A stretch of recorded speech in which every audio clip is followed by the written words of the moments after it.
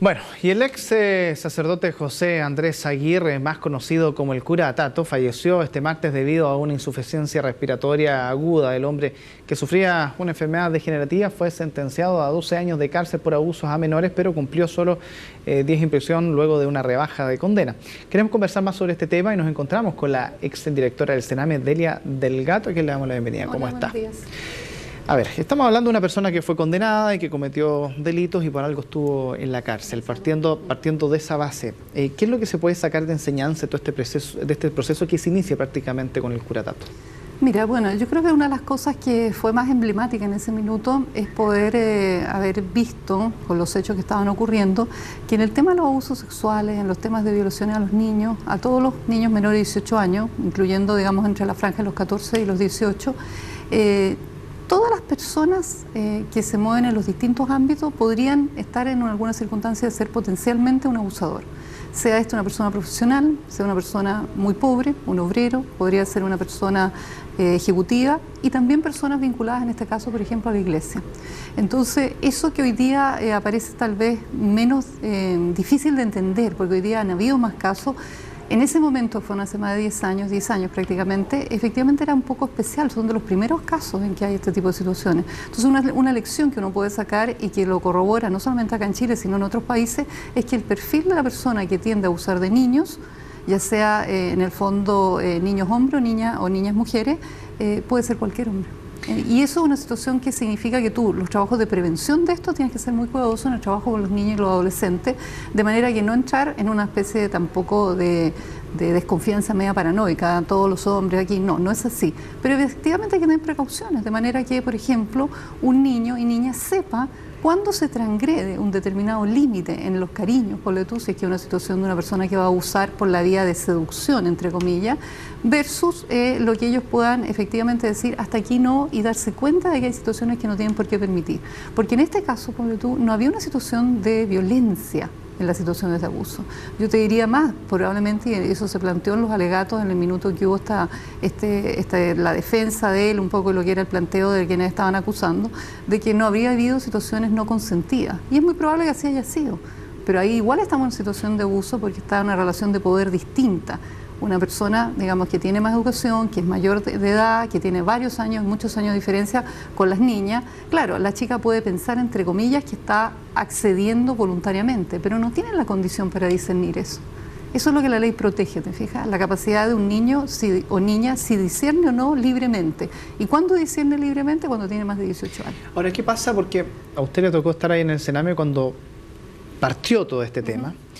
Y uno escucha, por ejemplo, hasta el día de hoy a personas que defienden al cura Tato y que dicen que esto prácticamente no ocurrió, que fue una invención. Y me imagino que ¿por qué digo esto? Porque me imagino que para los trabajos del Sename o de las instituciones que trabajan con menores y que están muy ligadas a las iglesias, debe ser difícil poder trabajar con menores o tratar de revertir el daño que se provoca cuando los mismos feligreses, los mismos seguidores de una religión te están diciendo que no, que esto es mentira. ¿Cómo se trabaja con este fanatismo versus la realidad? Sobre todo pensando en los menores. Lo que pasa es que en este caso se pudo acreditar ante el tribunal y por eso hubo una condena de que efectivamente en algunos de estos casos habían varias denuncias y se develaron varios casos. Sin embargo, no fueron todos los que pudieron probarse en el tribunal. Y por lo tanto, cuando se logra probar, y con la dificultad que tiene probar ante un tribunal una situación de delito, efectivamente ya no hay ninguna duda que el hecho existió. Si no, el juez, y en este caso el sistema, no lo hubiera condenado a los años que lo condenó. Entonces, más allá de que uno entiende, producto que son personas, en este caso y en muchos casos a veces ocurre, son personas bien carismáticas, ¿no? Y ojo, no necesariamente son personas malas, así que uno diga, esta persona que mala es en todo, porque eso no es cierto. O sea, probablemente hay algunos aspectos, y tal vez muchos, del cura Tato en este caso, que eran muy buenos y probablemente generó situaciones de lealtad, generó situaciones de amistad que eran genuinas. Y yo en eso también quiero destacar, o sea, pueden haber personas que no obstante haber generado estas situaciones de abuso, que se vulneró el derecho de estas niñas a su indemnidad sexual, efectivamente tendrían aspectos que eran valorados por la comunidad. Entonces, es un tema complejo el tema del abuso sexual, porque uno tiende a pensar, y tal vez todavía quedan algunos resabios, de que los abusadores sexuales puedan ser personas que incluso en todo son personas malas, tienen aspecto malo, se ven, digamos, una especie de ogro, y eso no es así. Bueno, no es así. Y eso marca un tema complejo, porque Tú estás diciendo en este punto hubo una vulneración de derechos, se cometió un delito y por lo tanto merece una sanción. Y bajo esa complejidad me acordé más de un parangón que una vez que escuché por ahí que lo encontré bastante razonable, por ejemplo con los narcotraficantes, donde los narcotraficantes realizan todo esto con droga, pero sin embargo la población mantiene a la gente muy bien, regalan cosas y todo y pasa como que sale el lado bueno de estas personas.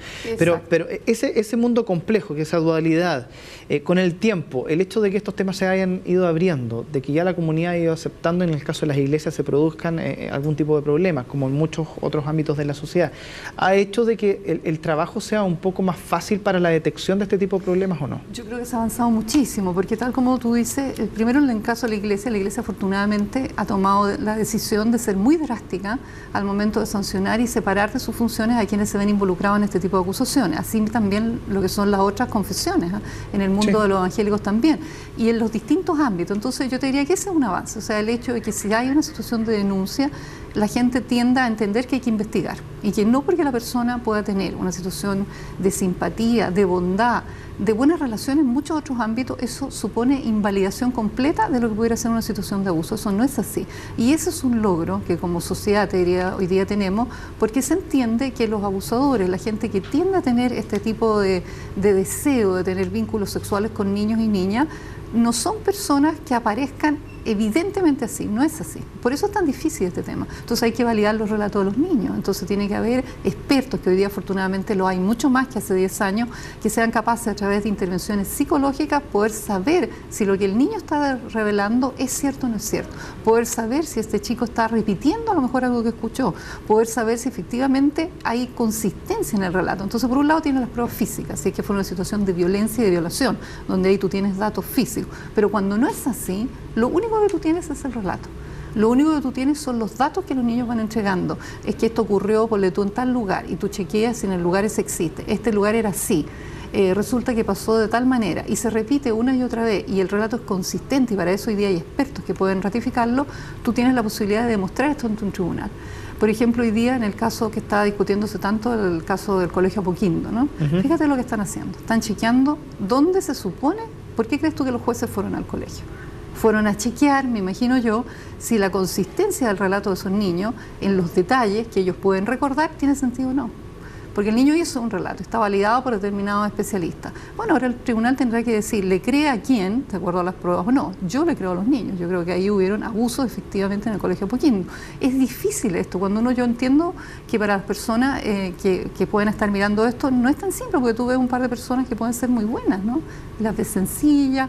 Pero si todos son así, yo te diría que hay poquísimos casos en el mundo y en Chile también de un eventual abusador o violador que sea evidente. O sea, que tú lo mires y digas, este tipo es malo. No es así. Entonces hay que buscar mecanismos, hay que tener situaciones y la investigación en esto es súper importante. Y en este caso, que hubo una condena, se logró acreditar esto ante el tribunal. Entonces, bueno, ahora él falleció después de una enfermedad muy dolorosa y uno espera, y yo tengo mucha confianza y creo y tengo certeza al respecto de que la gente pasa a otro momento. Él ya está en este minuto, en otro momento, yo le deseo lo mejor, que haya hecho su reflexión, que haya analizado lo que pasó y siga avanzando, ¿no? Él tiene que avanzar. Muchas gracias, que esté muy bien. Muchas gracias a ti.